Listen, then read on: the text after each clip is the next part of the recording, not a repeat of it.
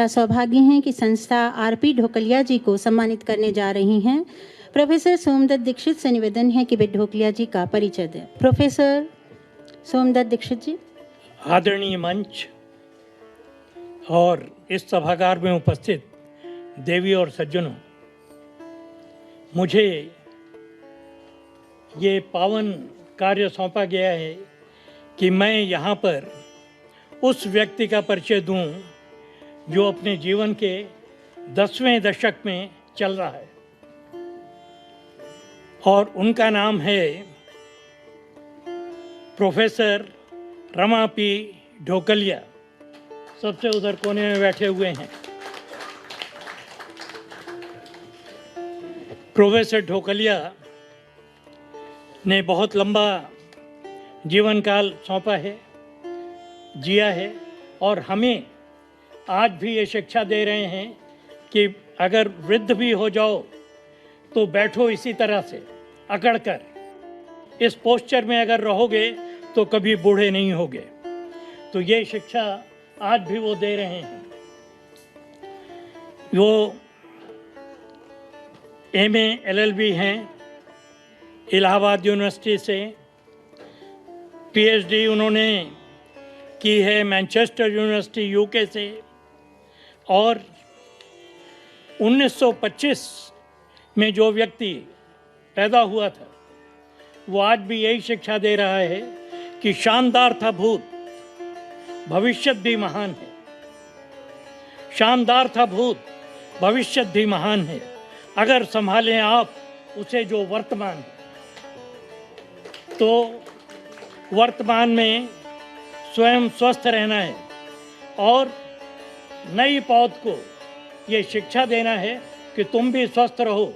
जो व्यस्त रहेगा वो मस्त रहेगा, जो मस्त रहेगा वो चुस्त रहेगा, जो चुस्त रहेगा वो स्वस्थ रहेगा। इसकी शिक्षा प्रोफेसर ढोकलिया हम सबको दे रहे हैं। MA पॉलिटिकल साइंस और उसके बाद उन्होंने तमाम पुस्तकें भी लिखी हैं पब्लिक इंटरनेशनल लॉ पर, ह्यूमन राइट्स और लीगल तथा पॉलिटिकल फिलॉसफी के ऊपर। For more than 60 years he has been writing books for the benefit of the coming generations. इनके कैरियर में टीचिंग कैरियर 1949 से शुरू किया। ये मेरा सौभाग्य है कि मैंने भी उसी वर्ष में पढ़ाना शुरू किया था और विजिटिंग प्रोफेसर वो बहुत सी यूनिवर्सिटीज़ में रहे हैं, न केवल भारत में बल्कि भारत के बाहर दूसरे देशों में भी। और इस वक्त secretary general of Indian academy of international law के 1985 में वो रिटायरमेंट के बाद उसके सेक्रेटरी जनरल बने थे और honorary consultant with the Dalai Lama's Tibetan parliamentary policy research centre New Delhi from 1992 to 2000 और NCERT में रिसर्च अफसर भी रहे और भी उन्होंने तमाम हर तरह की ड्यूटीज़ दी हैं इस देश में। उनकी जो कुछ पुस्तकें हैं उनमें से codification of public international law written in 1970 by Manchester University Press UK and International Law in Transition 1992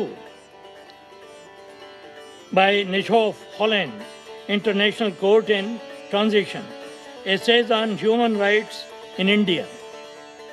तो वो फाउंडर प्रेसिडेंट थे centre of studies of alternate institutions and of Institute of Human Values and Responsibilities, the most important thing for the modern India. Unless and until we go into human values and become better human beings, we cannot lead the world. विश्व गुरु भारत नहीं बन सकता है जब तक मानव मूल्यों को अपने आचरण में ना उतारे। वो उसकी शिक्षा आज भी दे रहे हैं और उनको जो सम्मान प्राप्त हुए हैं उनमें है title of unique jurist of India the great son of the soil, awarded the Lifetime Achievement Award for outstanding achievements in the field of education, and Ambassador for Peace, titled by the International Federation of World Peace, South Korea, for his contribution to promotion of human values and interfaith understanding and harmony. और आज इस सभागार में उनको जो सम्मान प्राप्त हुआ है तो वो वसुंधरा रत्न हो गए। इन शब्दों के साथ मैं ढोकालिया जी से निवेदन है कि वे अत्यंत संक्षिप्त में अपने कुछ संदेश हमें दें।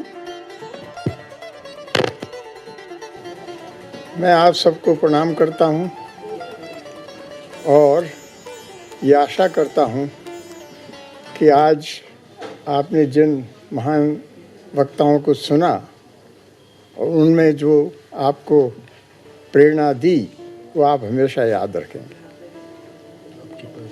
एक तो मैं इस सम्मान के प्राप्त करने के पहले मुझे याद आता है मार्क ट्वेन ने कहा था, it is better to deserve, it is better to deserve and have honours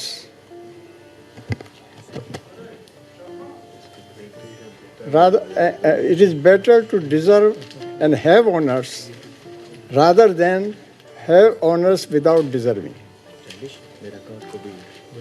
मुझे जब ये सम्मान के घोषणा का पता लगा तो मुझे ये आभास हुआ कि मैं इसके योग्य नहीं था। मैं इस रूप से कह रहा हूँ, कीड़े किताब के, मैं तो किताब का कीड़ा रहा हूँ और किताबों से ही मेरा व्यवहार हुआ है और अभी भी मैं किताबों में ही रहता हूँ। मैं बहुत भाग्यशाली हूँ कि मुझे ऐसा परिवार मिला है जिसने मुझसे कभी कुछ नहीं मांगा और जिसने अपना श्रेष्ठतम मुझे दिया है।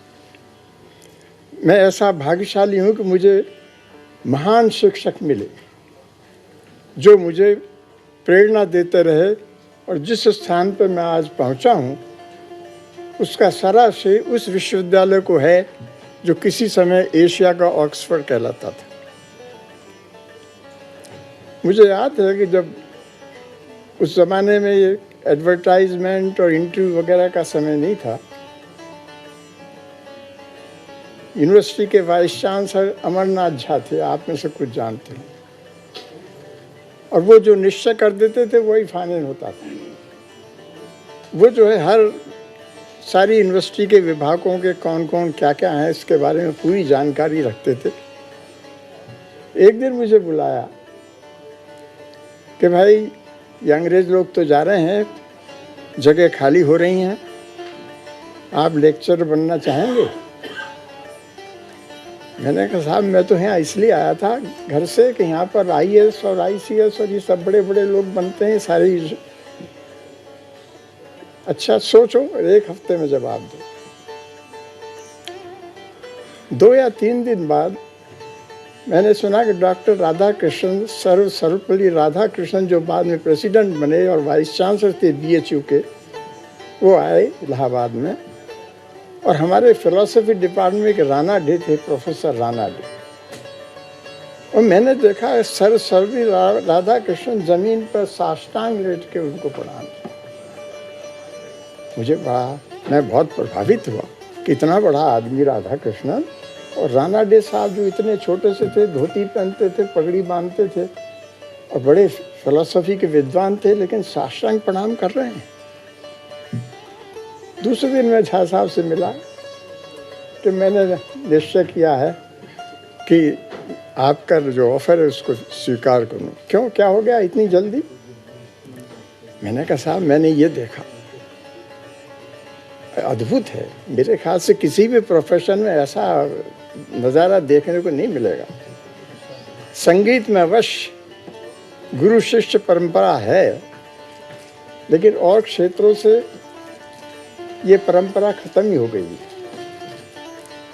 तो उन्होंने कहा, no young man, remember there are three kinds of teachers.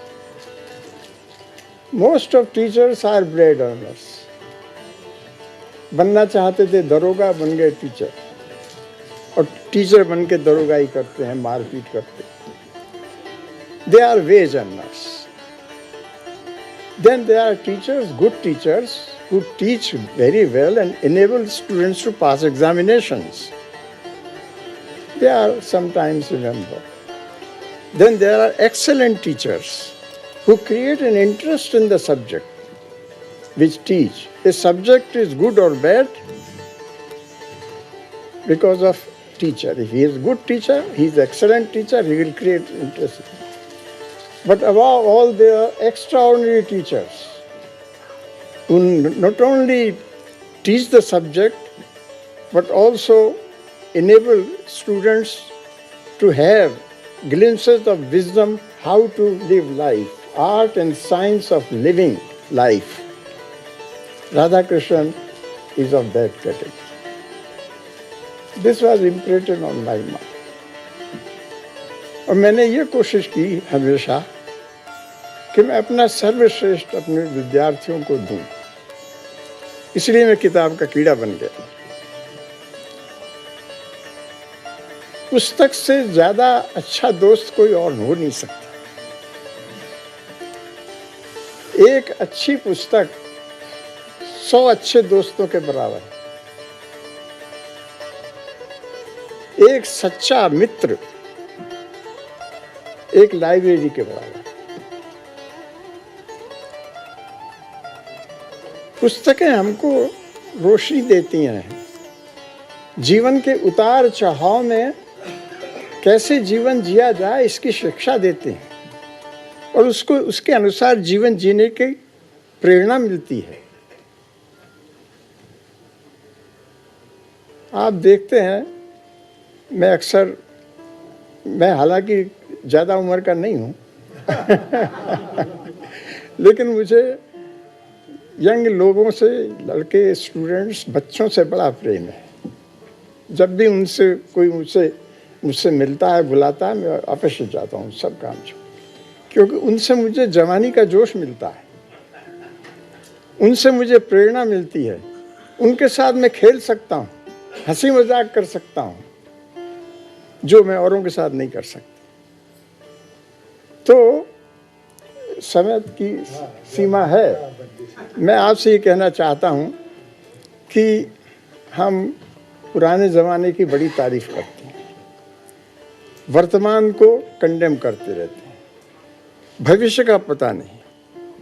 मेरे लिहाज से आज जैसा समय है मानव इतिहास में कभी नहीं था. विज्ञान ने जो आज हमको सुविधाएं दी हैं उसका आनंद लेना चाहिए. वर्तमान ही जीवन है, कल का भरोसा नहीं है. जो गया कल है वो आएगा नहीं. इसलिए जो वर्तमान में छेद ढूंढना, ये खराब हो रहा है, वो खराब हो रहा है, नेता ये कर रहे हैं, क्राइम्स बढ़ रहे हैं, इस पे समय बर्बाद नहीं करना चाहिए. जो अच्छे, जैसे आपने ये काम किया, कभी न टीवी पे आया न किसी अखबार में आया. हमको थाली में परोसा जाता है गंदगी, हमारे ऊपर है उस गंदगी को स्वीकार करें न करें. लेकिन मानसिकता बनाने का बड़ा खराब है. ये मानसिकता निगेटिव है. पॉजिटिव थिंकिंग बहुत आवश्यक है. अच्छाई बहुत देखना चाहिए चारों तरफ. साथ ही साथ ये भी आवश्यक है कि हम ये कोशिश करें कि आज का विज्ञान जो हमको दे चुका है उसका सदुपयोग कैसे करें. नथिंग इज गुड और bad, it is thinking which makes it so. विज्ञान हो, डेमोक्रेसी हो, आइडियोलॉजी हो, पॉलिटिकल हो, सबका दुरुपयोग हुआ है, धर्म का दुरुपयोग हुआ. हमारे सामने बड़े बड़े आदर्श हमारे ऋषि मुनियों ने दिए हैं, थिंकर्स ने दिए हैं. उन सब आदर्शों को स्वार्थी व्यक्ति अपने लेवल पे ले आता है. जो डिसर्निंग लोग हैं, थिंकिंग पीपल है, वो अपने को उस लेवल पे उठाना.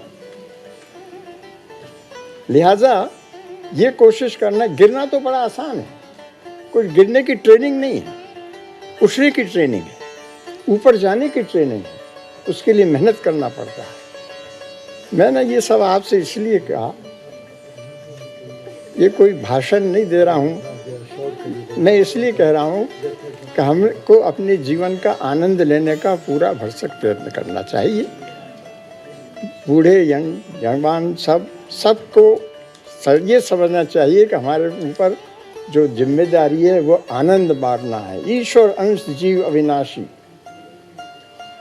आनंद का हमको फंडामेंटल राइट है, और इसको ध्यान में रखते हुए हमको जीवन के आनंद के लिए ऐसा सोच बनाना चाहिए जो पॉजिटिव हो। आपको बहुत धन्यवाद, आपने शांति से मुझे सुना। मैं तो तैयार ही नहीं था कि यहाँ मुझे बोलना पड़ेगा, लेकिन अब बोलना पड़ा तो कुछ न कुछ कहा। इतने अच्छे अच्छे विद्वानों ने अपनी बातें कही, मुझे इसका कोई तजुर्बा पब्लिक सर्विस का तो है नहीं, इसलिए मैं आपसे क्षमा चाहता हूँ कि मैं आपके सामने एक साधारण रूप में प्रकट हुआ हूँ, और मैं आपसे आशा करता हूँ कि आप मुझे अपनी आशीर्वाद देने का तो है, आशीर्वाद दें कि मैं अपने समय का सही